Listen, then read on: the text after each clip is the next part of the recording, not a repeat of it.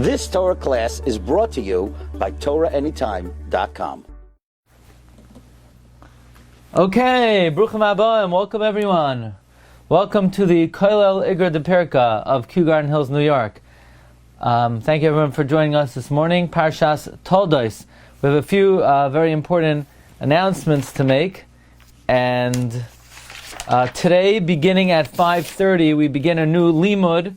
We just finished B'siyata D'Shmaya, the Tomer Devara. Today we begin the Igeres Hagra. Everyone's welcome to join us on the same Zoom at 5:30. Usually it's at 5 o'clock, but right now the Mincha Marav is interfering for many people. But ultimately it will be 5 o'clock. So that's today at 5:30 p.m. It's 10 minutes a day approximately. Monday, Tuesday, and Wednesday. We will not be doing it Thursday. From here on, Thursday there will be a special Shiur and Hilcha Shabbos at 2:30 p.m. Okay, stay tuned for that. The next announcement is the Shiurim are now available on podcast, if that does anything for anybody. So if for those who even know what podcast is, the Shiurim are now available on that venue, a number of different syndicators. Fine. Number 3, this Thursday night, 9:30 p.m., there will be a question and answer live stream on a website called Shas Illuminated. Shas Illuminated is a very nice website that has Shiurim Be'iyon on the whole Shas. At 9:30 p.m., a Q&A. Anybody has any interesting questions to submit, please submit them. You could submit to me, to the office at rabbidg.com or Rabbi Glatstein source sheets. Okay.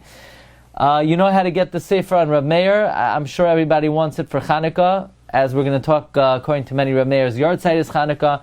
Be'ezus Hashem, this coming maybe the end of the week or the beginning of the next week, the Sefer on Chanukah for Art Scroll will be released, and it's already available for pre-order. So you could go to the Art Scroll website to order it, or you could go to TorahAnytime, go to speakers, Glatstein, and there's a link to pre-order the Sefer. Okay? It's in English? I'm sorry. It's in English, yeah. So for those who understand English, for those who speak English, those who recognize the English language, this is an excellent language for those who live in the United States of America. Okay. And if anybody wants to be mishtatef in the next Sefer on Sefer Bereshis, please contact us. Okay, Parshas Toldos.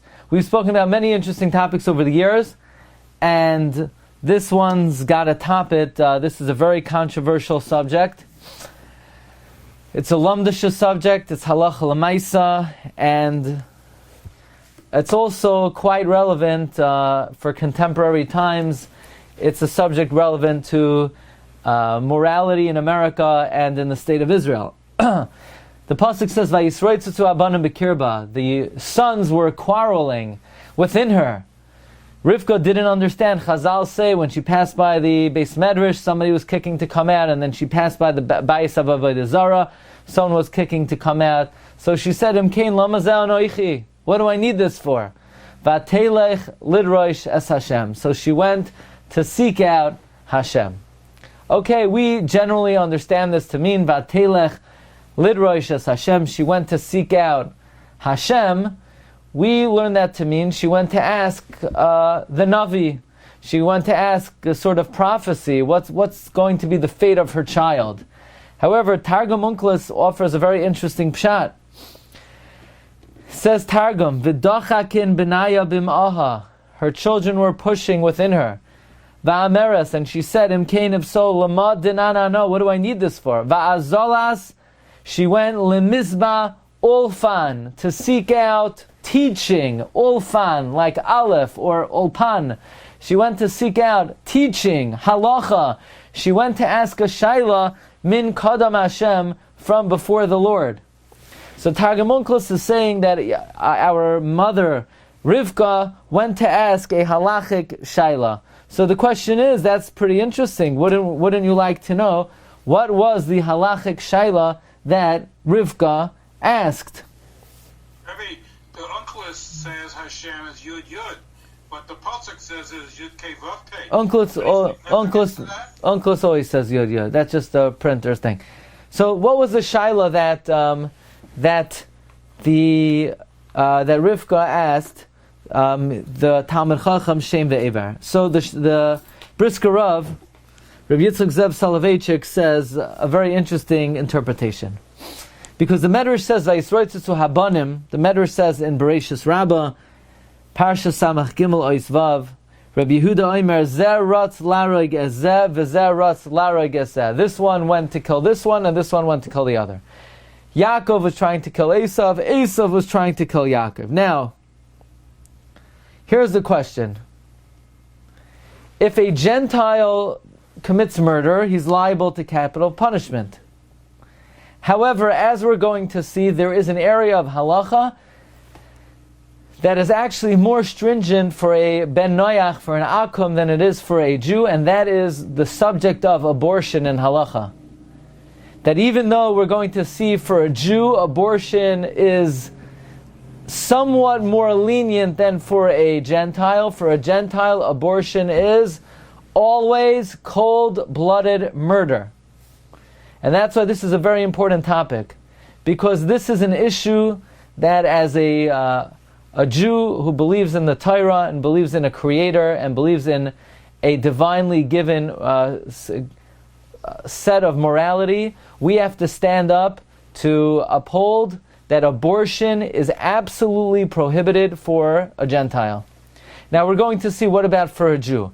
But for a Gentile who commits abortion is considered a capital offense, and im yadenu tekifa, we would administer capital punishment for abortion. So here we have a very interesting shaila. Because Esav l'chayra is a ben noyach, he's not a yid. Esav is not a yid. Esav didn't eat gefilte fish. Maybe he ate a little cholent on that day, but he didn't eat. Esav is a ben noyach. He was not an observant Jew. And therefore, for Yaakov to kill him, he's just an embryo, he's an ubar. L'chayra, Yaakov is not a roidef. On the other hand, Esav is running after Yaakov. Yaakov is an embryo. For a Gentile to commit abortion, that's ritzicha. In that case, Esav is considered a roidef. Yaakov, l'chayra, is not considered a roidef.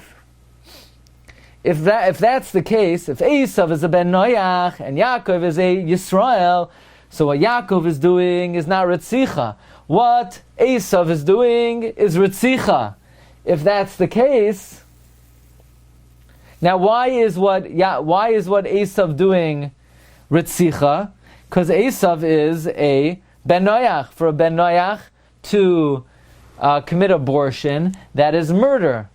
On the other hand, for Yaakov as a Jew to commit abortion is not considered murder. So Yaakov is not a roidef. Esav is a roidef. If that's the case, if Esav is a roidef, then you're allowed to kill Esav. Then Rivka can have an abortion on Esav. So Rivka was asking a shaila, says the Brisker Rav, if, since she's having two children, Yaakov is not a roidef because he's trying to kill a ben noyach, because he's a Jew, and for a Jew to commit abortion is not ritzicha. On the other hand, Esav is a guy. For a guy to commit abortion is ritzicha. So Rivka now wants to ask a shaila, maybe she's allowed to kill Esav, because since Esav is a roidef, maybe Rivka could kill her. And the answer that Rivka was given was Shnei Goyim bevitnech. Right now, Esav has not veered off yet. Esav is still considered your son and the son of Yitzchak, and therefore at this point of time he is a Yisrael, and the same way Yaakov is not considered a roidef, Esav is not considered a roidef, and they're basically equal, and since neither one is a roidef, therefore you cannot kill Esav. This is how the Brisker Rav learns the shaila that Rivka Imenu asked the Yeshiva Shem Ve'evar. But Mar Rabbi, so we're going to explore another possibility and try to understand what Rivka's shaila was to the Yeshiva Shem Be'ever, and this will get us into the subject of abortion in halacha. Now, nobody should take what we're saying as halacha l'maisa. If there's ever a relevant shaila, this is something you cannot ask your local Orthodox rabbi. You need to take this to the Gedolei HaPoskim, and this is an area of a sugya chamura and a shaila chamura, and has to be treated with the utmost severity and seriousness.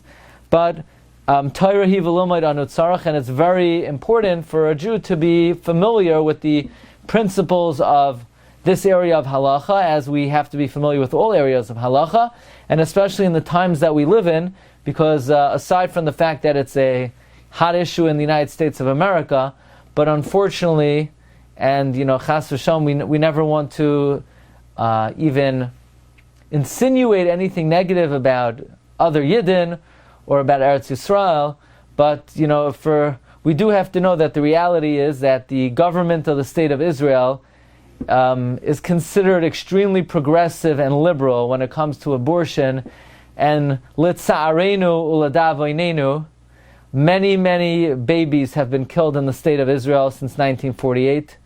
Unfortunately, the number tops 1 million. And it's extremely heart-wrenching and painful that there were a million Jewish children killed in the Holocaust, but unfortunately, there were a million Jewish children killed in our own Ba'artzeinu HaKadosha. And imagine what the Jewish people would look like with a million more, had there been a million more Jewish children. Imagine, we're talking about a much higher percentage of Jews in the world today. So this is something that we have to realize is relevant to the very backbone of our people. And it's something that a Jew has to stand up for as a matter of principle, and a matter of morality, and a matter of halacha. The Gemara tells us something very interesting. The Gemara in Sanhedrin Nun Zayin Amud Beis. Ashkach Rabbi Yaakov bar Acha dahav ksiv b'sefer Agadata debei Rav. Rav Yaakov bar Acha found, it was written in the book of Agadata of the house of Rav. Sorry, let me try to pick this up for you over here. Ben Noach nerag b'dayan echad. A Gentile could be killed with the adjudication of one judge, u'be'ed echad, and with the testimony of one witness, shaloi b'hasra, without warning, mi pi'ish, v'loi mi pi'isha, but it has to be a male testimony, not a female testimony, v'afilu karav, you could even use a relative. So these are all leniencies by a Gentile over, actually these are strictness, chumras, of a Gentile over a Jew. A Gentile could be killed with one judge as opposed to a Yid, with one witness as opposed to a Yid, without warning as opposed to a Yid, mi pi'ish v'lo mi pi'isha va'afilu karov as opposed to a Yid. Now, the Gemara says something quite remarkable. Rabbi Shmuel, Mishum Rabbi Shmuel Amar, it was said in the name of Rabbi Shmuel, Afal ha'ubrin, a ben Noach is killed even if they kill a fetus. Why? Time made Rabbi Shmuel. What's the reasoning of Rabbi Shmuel? If you spill the blood of a man in a man, dama yishafech, his blood should be spilled.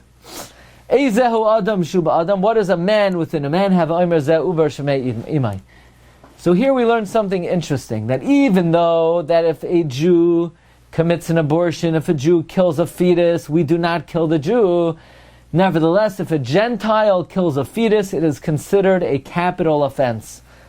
Marv Rabbi, recognizing that, realize how dangerous it is to live in a society where abortion is considered common practice, where people could pay money and abort a fetus. For a Gentile to do so is considered cold-blooded murder. It's considered a capital offense by the Gemara in Sanhedrin that we just read on Daf Nun Zayin Amud Beis. Marv Rabbi Sai, the Rambam writes, Ben Noach Shahara in Hilchos Malachim, Parak Tes Halacha Dalid. Ben Noach Shahara Agnefesh, a Gentile that killed a soul, Afilu Uber B'mei Imai, even a fetus in his mother's womb, Nerag Olav, he would be murdered on it. V'cheinim Harag Treifa. Likewise, if he killed a treifa, meaning a child that was not viable. Aisha Kafta V'nosaf Ne'ari. Or if it was tied up and placed before a lion. or if a child was left in famine until it died, a ben noach would be killed. Ma'ashe'ein came be Yisrael, says the Rambam. If a Jew commits an abortion, we do not murder the Jew. It is not a capital offense. It is not considered one of the cardinal sins.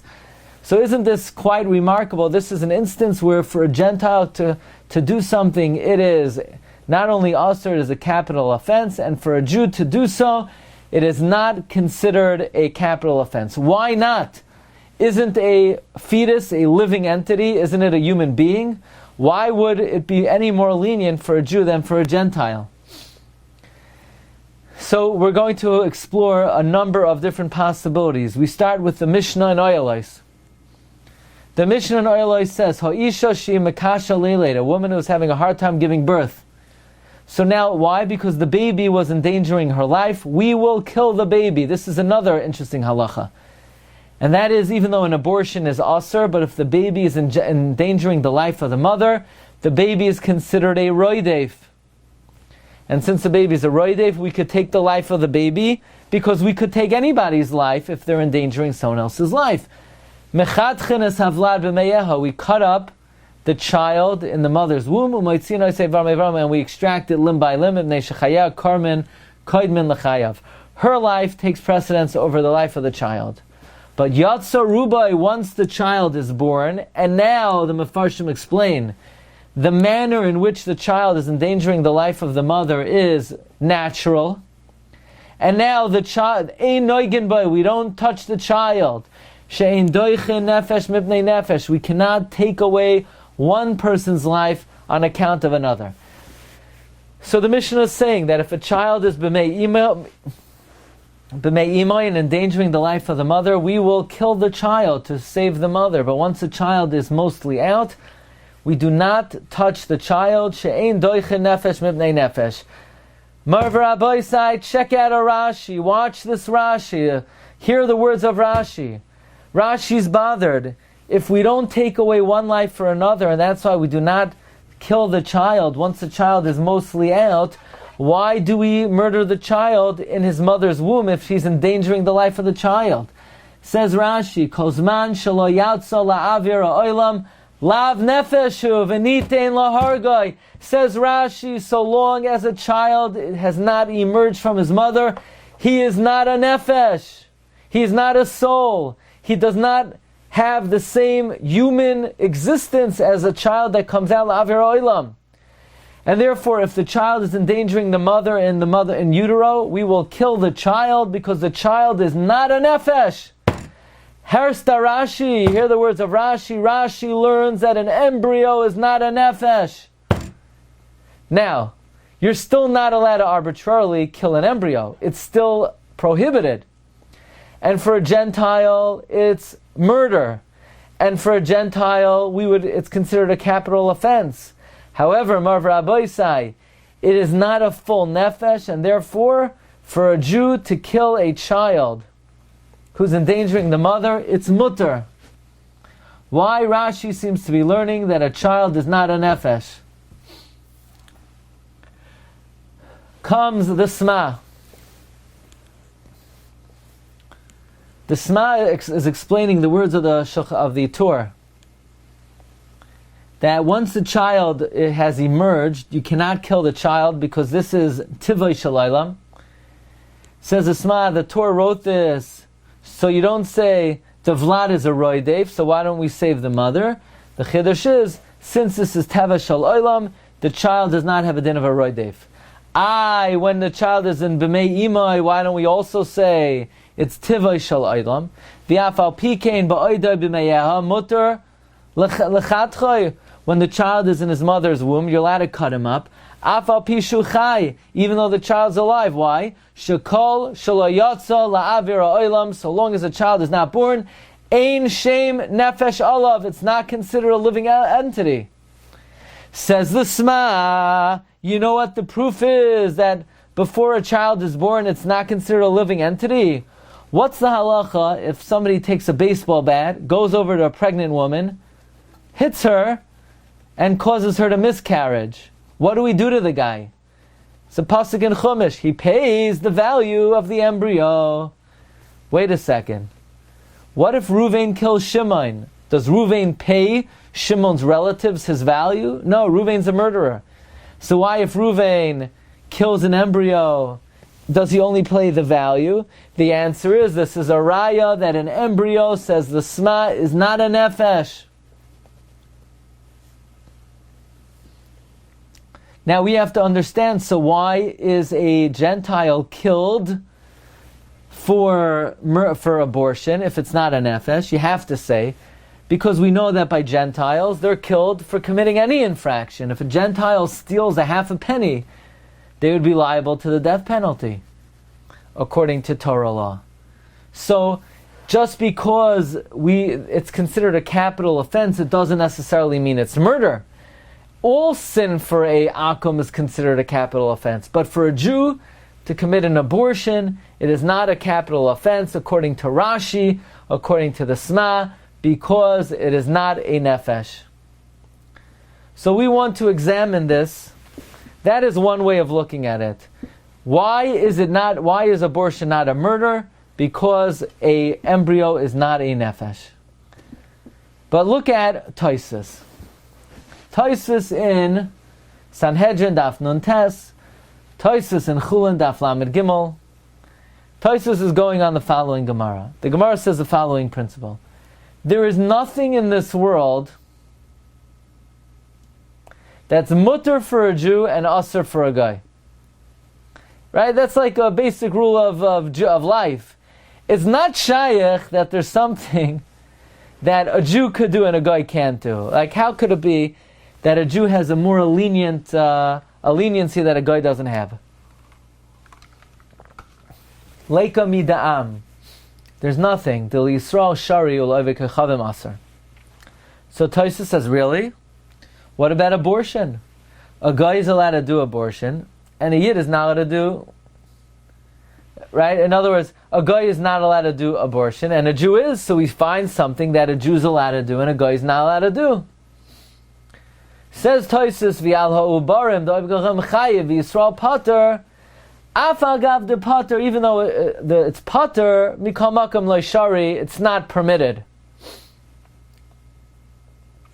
So Toldos' kasha is, what do you mean goyim can't do abortion and Jews can? And Toldos says no, even though a Jew is pater, but he's not allowed to.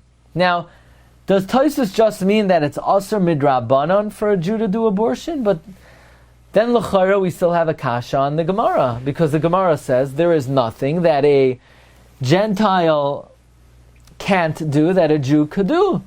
And haven't we found something, at least midairaisa, a Jew could do abortion? Toldos has to be saying that even though a Jew is not liable to the death penalty for committing abortion, it's still asur midairaisa. Now, why would that be? Why would it be asur midairaisa? I thought we said a child is not a nefesh.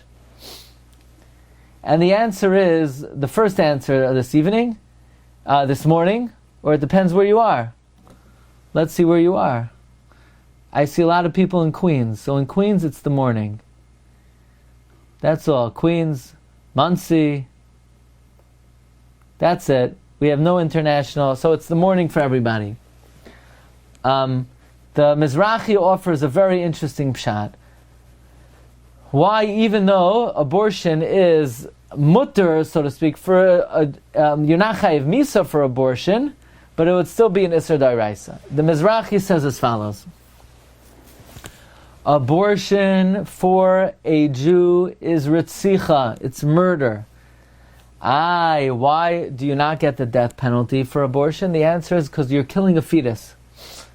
We know that if somebody, a child before it's 30 days old, is a suffix nefel, might not be a viable child. It's not clear that you're killing a ben kayama. Certainly, if somebody kills a fetus, it's unclear whether the fetus is a ben kayama. The fetus might not survive. Now, the truth is, anytime you kill anybody, there's always a suffix. Maybe this person is a treifa, but for most people, we follow a roiv, that most people are not a treifa. But a fetus does not really have a chazaka that it's a living entity. So you'll say, so why would you not be chayiv misa? Rabbi said, we know that a person can only be chayiv misa if they get warned.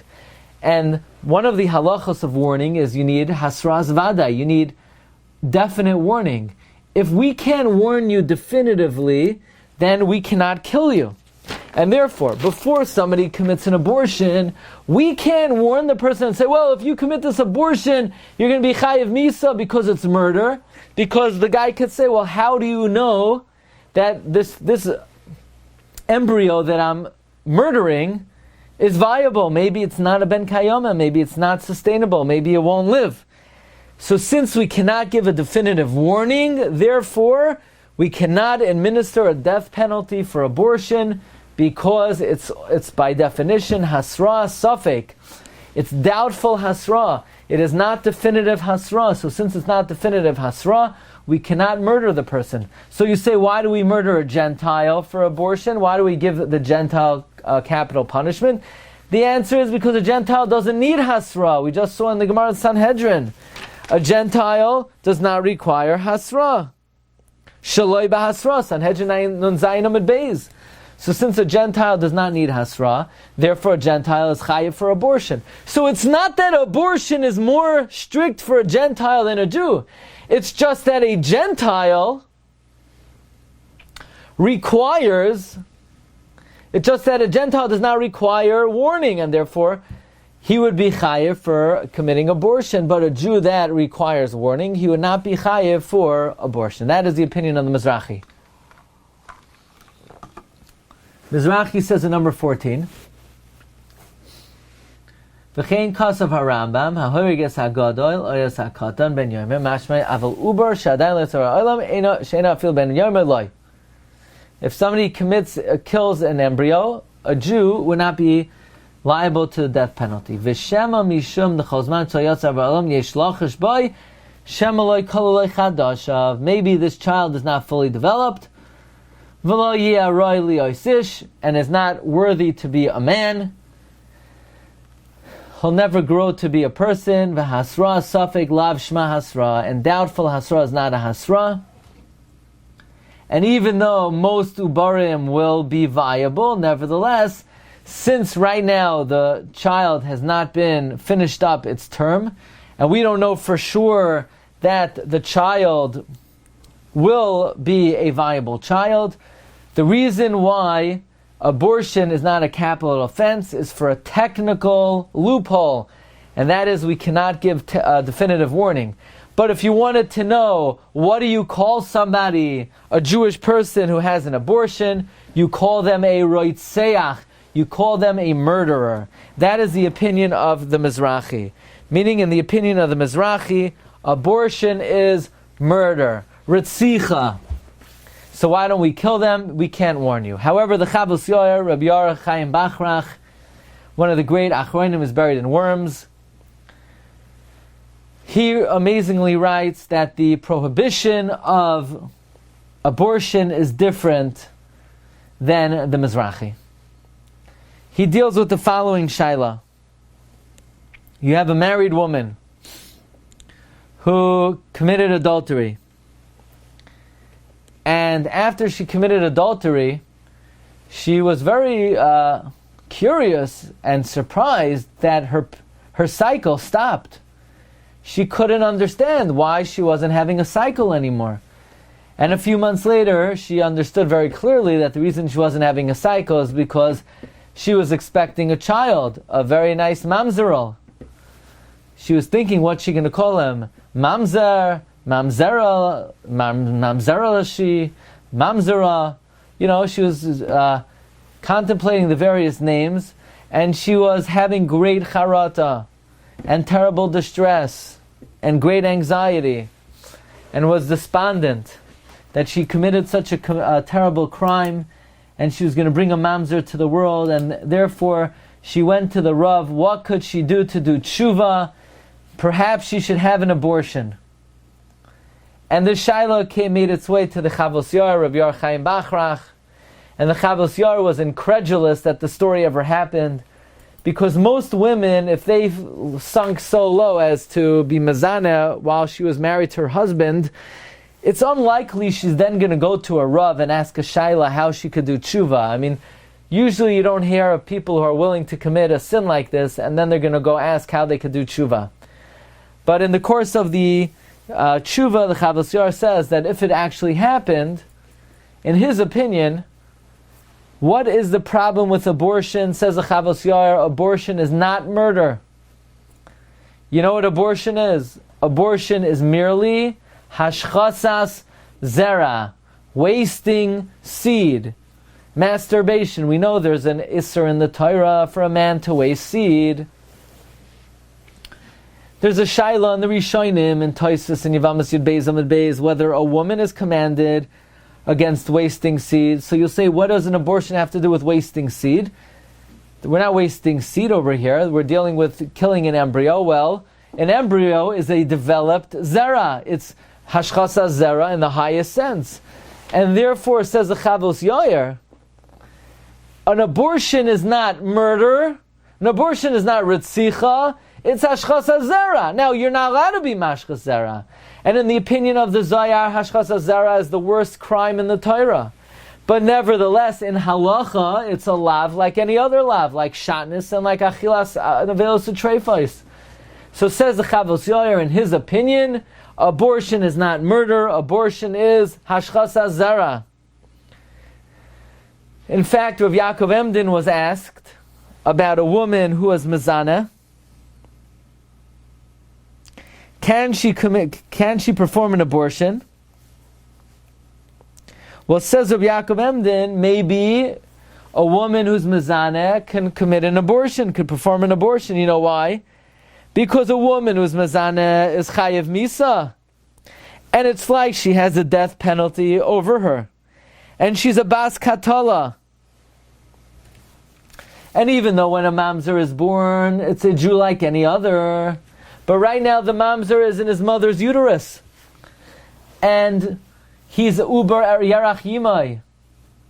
Now, even though we cannot take the life of the mother, but if we would be able to take the law into our own hands, we would kill this woman and we would kill her child. Right? We know that someone who's chayev me, so even if they're pregnant, we kill them and we kill the child. Says Rabbi Yaakov Emden, Al Kino, you're nearly pashad. There is no isser for a woman who's mezaneh and produces a mamzer to have an abortion. Even though the mother is not being killed, but since we would kill the mother, and the mother is a bar katala, and then the child is a bar katala, and if we could take the matters into our own hands, we would kill the mother, and we would kill the child. So even though we don't have the capacity to do that, this is not called dimchem lenafshay seichem edroish, because she's killing someone who should really be killed. Says Rabbi Yaakov Emden, l'chayra, it's a mitzvah for her to have an abortion.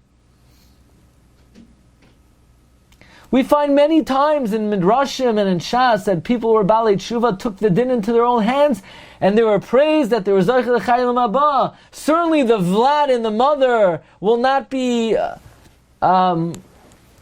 asked of her. There will be no accusation against her for taking his life, because this child is an extension of her, and really she's chayiv misa. And Rav Yaakov Emden is of the opinion that a woman who's mezaneh, since she's chayiv misa, she's a bar katala, and so is her child, and she could commit an abortion on the child. So Marv Rabbi said, we have right now two ways of understanding why a Jew who commits an abortion is not chayiv misa. Number one, the Mizrahi.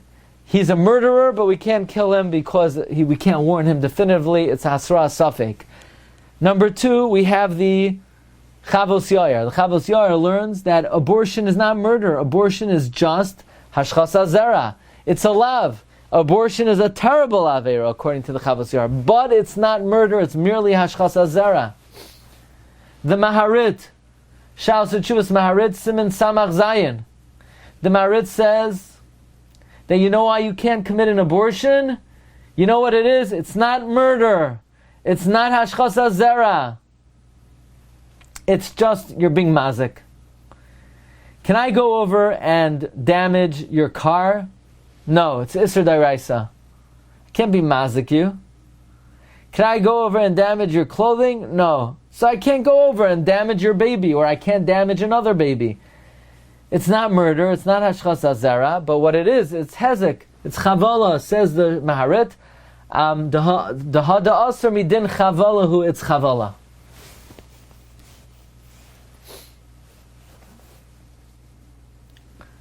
So we have three opinions and three reasons why we would not administer capital punishment to a Jew who commits an abortion. The Mizrahi learns it's Hasra Sofek.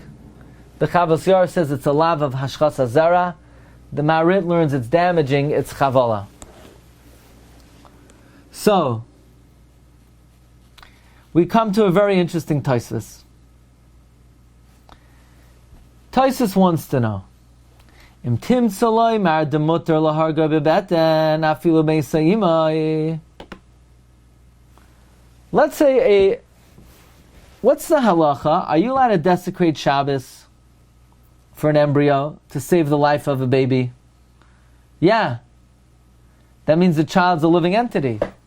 Tosfos wants to know, how in the world is it possible to say you're allowed to kill a child and you're allowed to desecrate Shabbos to save the child? How could it be, says Tosfos, Im tim saloi de mutter lahargoi bebeten. Now Tosfos has to mean the Oraisa, but Tosfos wants to know, how could it be that mid Oraisa you're allowed to kill a child b'mei imai? Amai mechalin novas haShabbos. Why would we desecrate the Shabbos? That we know you're allowed to bring a knife through Rosh Hashanah to tear open the mother to save the child. Tosfos says, how in the world could such a thing be? How could it be that you're allowed to murder a child? That means the child is not viable, he's not a living entity. And on the other hand, you're allowed to murder him, but you can also desecrate Shabbos to save his life. I mean, you can't have your cake and eat it. If the child is a living entity, so then you can't kill it. If it's not a living entity, then why are you allowed to desecrate the Shabbos? So here we come to basically a heart-wrenching shaila.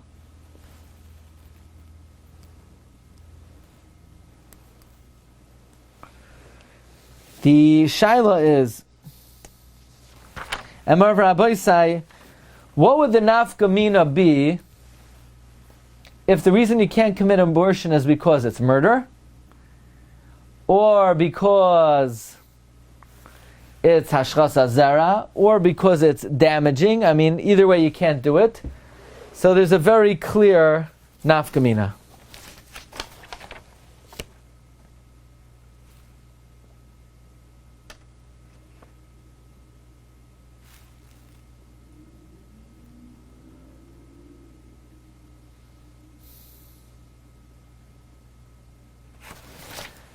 Someone came to Rav Unterman, one of the first chief rabbis of Israel, with a very interesting shaila.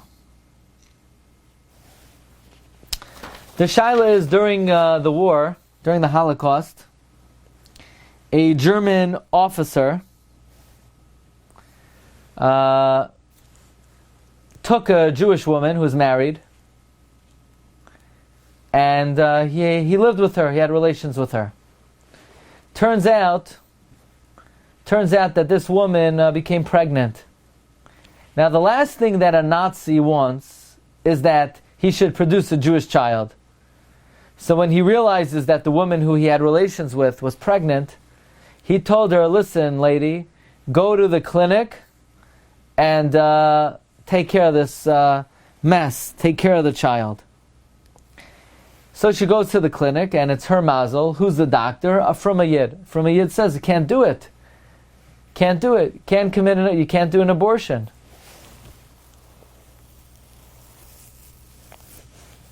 Can't do an abortion. So the Nazi comes, and he puts his gun to the head of the doctor, and he says, yeah, I bet you could figure out a way how to do the abortion. So now the doctor's life is on the line. Because the Nazi says, I will kill you if you don't perform this abortion. Can the doctor kill the baby, the Jewish baby, to save his own skin? Says Rav Unterman, if If the reason why a Jew can't commit an abortion is really it's murder, it's just we don't kill him because we can't give him a definitive warning, are you allowed to kill someone to save your own skin? If Reuven comes over to Shimon and he says, Shimon, kill Levi or I'll kill you. Shimon can't kill Levi to save his own skin. Shimon has to save his life. Shimon has to risk his life and not kill Levi. Why? Because my chazis the dama didach sumaktfei dilma damach de charvach sumaktfei. Who says your blood is redder? Maybe your friend's blood is redder. You're never allowed to kill somebody to save a life. Well, if you can't kill someone to save a life, then in Rav Unterman's case, this doctor would not be able to commit an abortion, perform an abortion, to save his life. Because who said the doctor's blood is redder? Maybe the baby's blood is redder. But if the reason you're not to commit an abortion is because it's hashkasa zera, or the reason you're not to commit an abortion is because it's damage, so even though these are averos, but v'chai bahem, they're not more important than preserving Jewish life, and you'd be allowed to commit the abortion, and you'd be allowed to kill the baby in order to save your own life. So the Tzitz Eliezer discusses the following very heartbreaking shaila.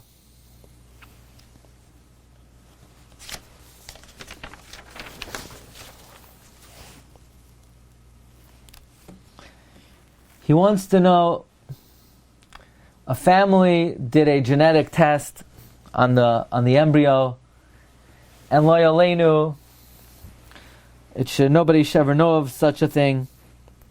The child is diagnosed and is determined to have a terrible genetic disease known as Tay-Sachs. And Tay-Sachs is an incredibly debilitating genetic disease. Child becomes blind, it loses all faculties, it begins deteriorating after a couple of months very rapidly. And at least the Tzitz Eliezer says in his times, a child cannot live beyond 4 years old. There is no remedy, there's no cure for Tay-Sachs. It puts on the parents a terrible burden, a psychological burden. The Tzitz Eliezer says he knows of parents that literally developed heart disease, kidney disease, dealing with such an illness. And the question is, if it is determined that an embryo has Tay-Sachs, would the mother be allowed to perform an abortion to not to have to deal with the terrible physical, emotional, psychological suffering that such a child would bring upon a family? Is it permitted to perform an abortion to save the child to save the family from such a devastating besura? Well, the Tzitz Eliezer, the Rabbi Eliezer Yehuda Waldenberg, the Poisik of Shari Tzedek Hospital, he says, after seriously surveying and canvassing the subject, dealing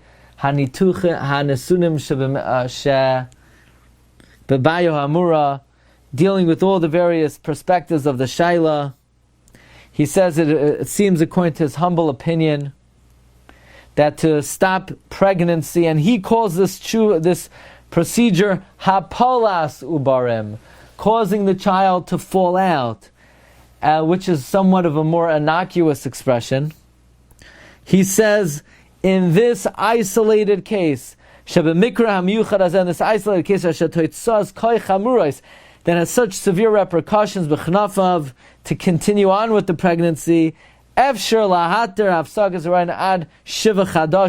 you could stop the pregnancy up to 7 months, as long as the abortion will not be dangerous to the mother. However, once 7 months pass, that's already a much more severe shaila. Now, says it Tzitz Eliezer, it is clear, it is obvious in Halacha that a Yisrael is not nerag anu barem, except for some. In other words, we paskin that for a Yisrael to kill an embryo, it is not considered murder, except for one isolated minority view, a sole view, the poskim hold you're not murdered for miscarriage.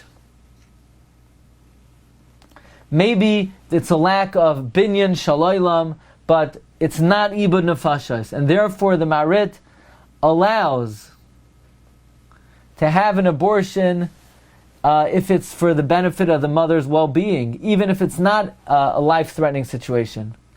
And says Rabbi Tzitz Eliezer, especially in light of the psak of Rabbi Yaakov Emden. Rabbi Yaakov Emden writes in the tshuva that we read earlier, in tshuva mem gimel, that by an uber kosher there's a tzad lahakel if it's a tzarch gadol, even if it's not pikuach nefesh, to save her from terrible harm.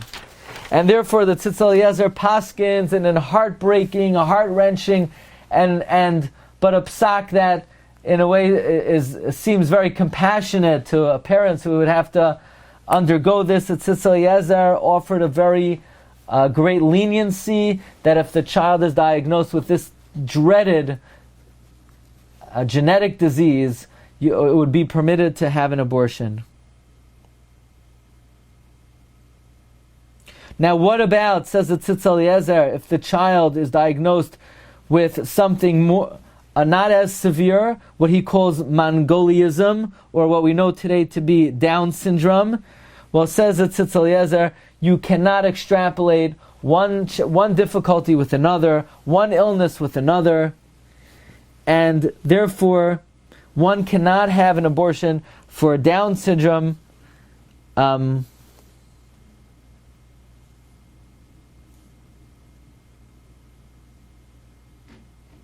without going to a great posek who's going to evaluate the mental health of the parents, the physical health of the parents, and other factors. But one cannot extrapolate from one case to the other that even though when it comes to Marv Rabbi Tay-Sachs, now you'll ask, why is it permitted for Tay-Sachs? After all, everybody agrees abortion is usher. It might not be murder, but it's at least Hashkafa zera. But still, says the Tzitz Eliezer, it's only a lav, and b'makom tsar gadol, it would be permitted.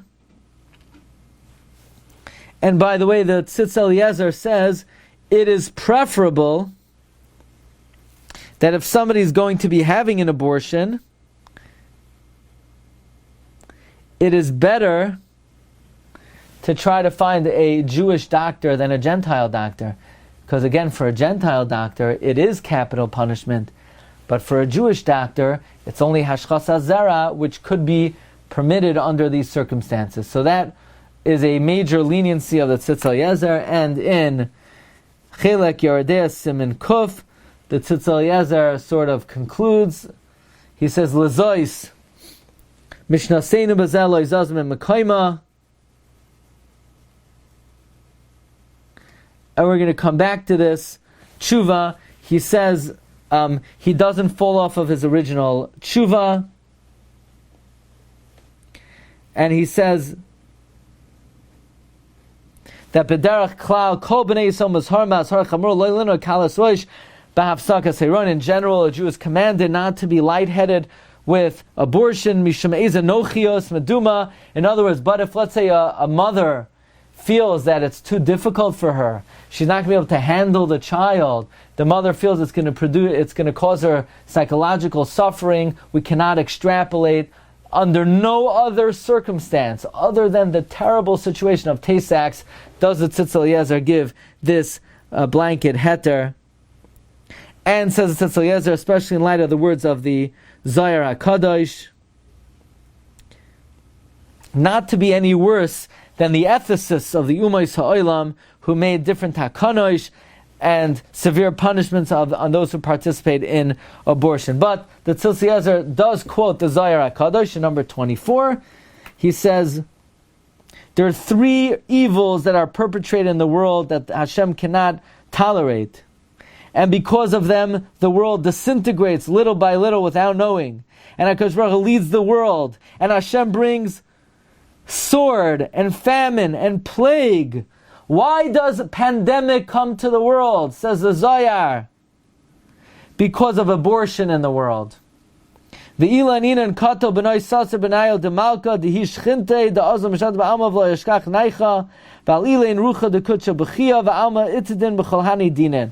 Basically, tragedy comes to the world because of abortion. Therefore, says the Tzitz Eliezer, even though I am being lenient and I do not consider abortion murder, it's merely Hashkafa Zera, there are situations where there could be leniences.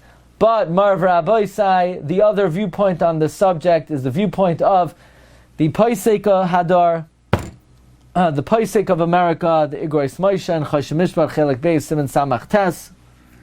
Says Rav Moshe that in his opinion, abortion is not Hashkafa Zera. In his opinion, abortion is not Chavala. In his opinion, abortion is cold-blooded manslaughter.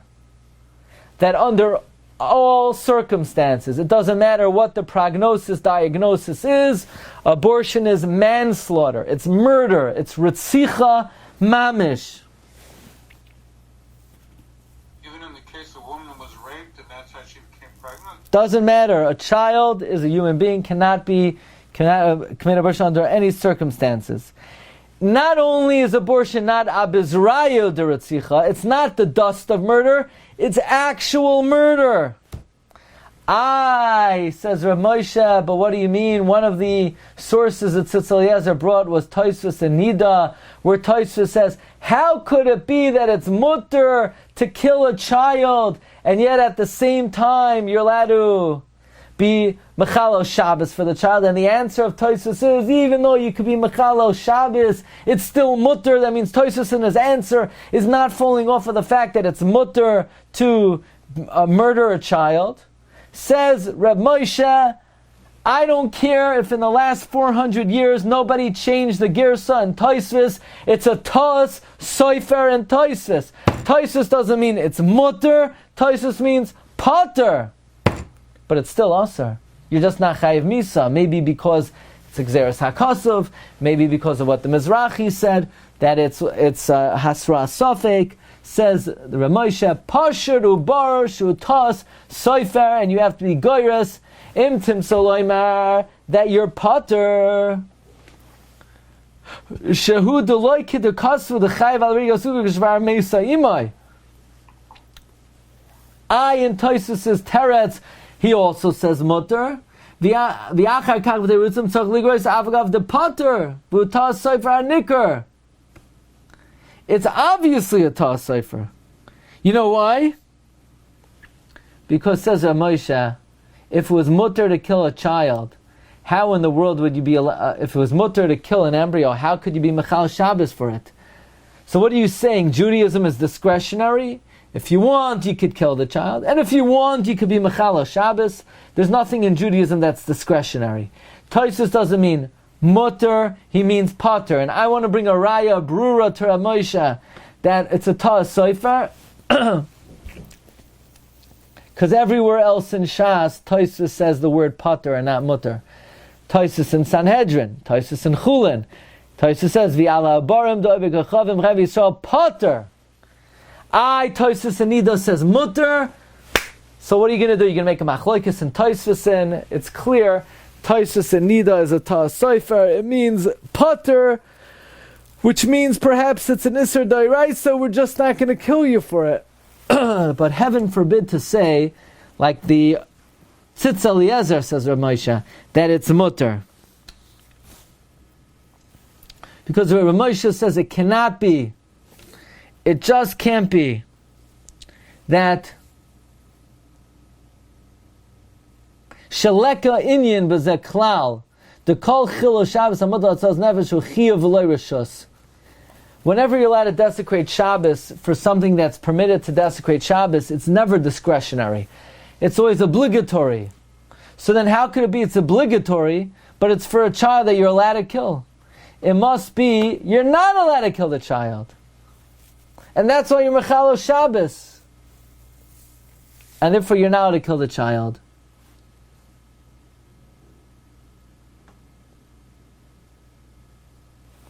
And says the Rav Moshe, I found that Rabbi Yaakov Emden in his notes wrote, Tosfos is not Meduyuk. when he says mutter, because who holds you allowed to kill an embryo without any reason?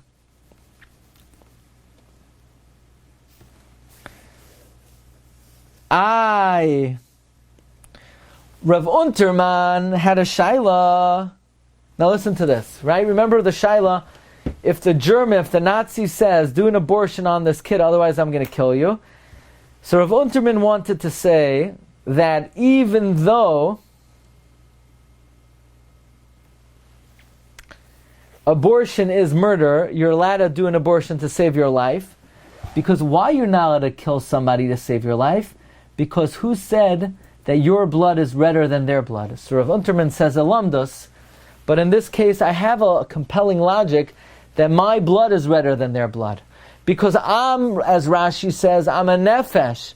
The embryo is not a nefesh. So even though it's murder or abazrayu deretzicha to kill the child, but at the end of the day, the child is not a nefesh and I'm a nefesh, so that is a compelling svara to say that my blood is redder than the blood of the child.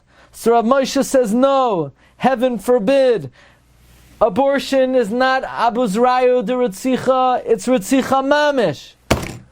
However, Rav Moshe says, I would agree to the psak of Rav Unterman that you're allowed to commit an abortion to save your life, because we can say your blood is redder, because when it comes to your life, in other words, when it comes to killing the child, it's not a capital offense.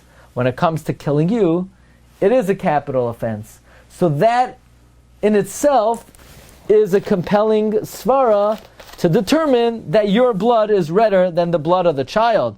But it is Rav Moshe's opinion that it is cold-blooded murder under all circumstances to commit an abortion. Rav Yaakov Emden had a shaila that if a woman was mezana and she produced a mamzer, Rav Yaakov Emden said maybe she's allowed to have an abortion, it's maybe even it's a mitzvah, because since if there was a Sanhedrin, she would be chayiv misa, and we wouldn't wait for the child to be born. So the child's already considered a bar katala, it's a mitzvah to have a miscarriage. Says Rav Moshe, Rav Yaakov Emden said something that should never have been said. Was Rav Yaakov Emden a great man? Yes. Did the Chassam Sofer call him a Navi? Yes. Was Rav Yaakov Emden right about this, says Rav Moshe? He was completely wrong. He was not allowed to say this. Not only that, it's Dvarim Betelim Mamish, says Rav Moshe, to say that if a woman is mezana, she could have an abortion because she would have been chayav misa. Is Rabbi Yaakov Emden an Adam Gadol? Absolutely. But what he wrote over here is Mamish Dvarim Betelim, writes Rav Moshe. Because even if you have Eidim that someone committed a capital offense, and even if you have Asra, and the guy came to Bezdin, and Bezdin is inclined to paskin that he's chayiv misa, until the person is chayiv misa, they're considered a chay gamor. And if you kill them, you are a murderer. So the fact that this one was mezaneh, and if Bezdin was standing, should be chayiv misa, it doesn't matter, even if Bezdin is standing, and even if you have witnesses, and even if they warned her. Until Bezdin paskin, someone is chayiv misa, they're not a bar katala. And says Rav Moshe, this is mamish dvarim betelim. The Lord should forgive Rabbi Jacob Emden for saying these words. Says Rav Moshe, Shari le mare le Rab Yavitz al Rav Elu, and do not pay attention to one word that he said. Now, says Rav Moshe, why am I speaking out so harshly against abortion? After all, isn't there a paisek who Rav Moshe is so upset he won't even say his name? And we already saw 4 tshuvos from him in the Shiur. Says Rav Moshe, there's a great pirza in this world, in our country, especially in Eretz Yisrael, where hundreds of thousands of babies are being murdered. And therefore, to uphold Torah law, a believing Jew has to stand up for the principles and morality of the Torah, that abortion is not just a prohibition, it is cold-blooded manslaughter in every single situation without exception. That is the opinion of Rav Moshe. Now, what does the Tzitz Eliezer say about Rav Moshe's psak? He says, I saw, this is number 23, back to the Tzitz Eliezer. He said, it was shown to me, the psak of Rav Moshe Feinstein, that he holds it's not hapalas ubar, it's harigas ubar.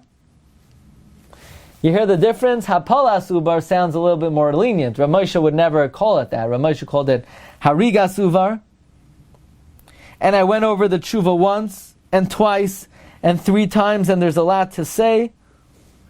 But I'm not going to speak at length. But I'm just going to speak very concisely, and not with emotion, with level-headedness, and you choose whichever path you want. He says, regarding the fact that Tosfos and Nida says, mutter, and Rav Moshe says that it's a Ta'as Sofer, and you need to be goyres pater and not mutter. He said, with all due respect to Rav Moshe, loy adoini loy zu hadarach. This is not the way to learn the Tosfos.